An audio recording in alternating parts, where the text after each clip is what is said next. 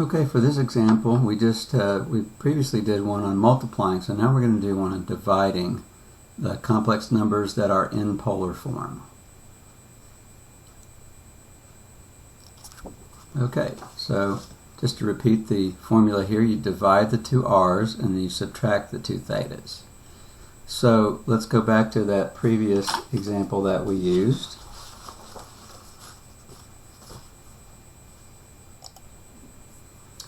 So in the previous example, we used C1 equal to this and C2 equal to this.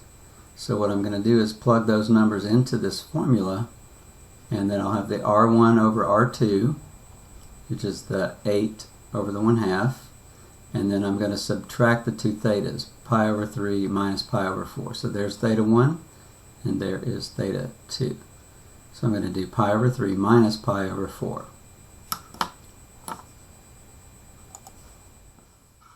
Okay, so when I do 8 divided by 1/2, 8 divided by 1/2 is really 8 times 2 over 1 because I flip the bottom one and multiply.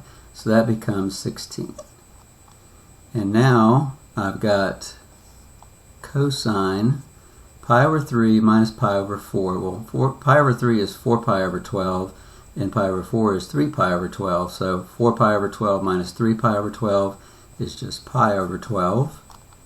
Plus I sine of pi over 12. Okay? So that's the answer if we wanted it to be in polar form.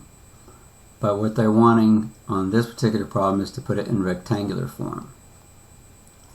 So all we have to do is find the cosine of pi over 12 using our calculator because it's not on the unit circle, and then plug in those values.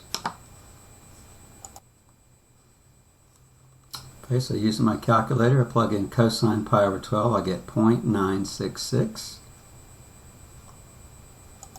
And then plugging in sine pi over 12, I get 0.259.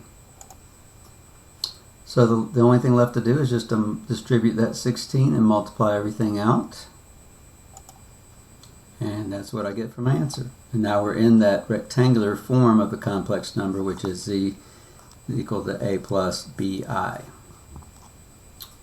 Okay, and that's it for dividing polar numbers in complex form, or complex numbers in polar form, is what I meant to say.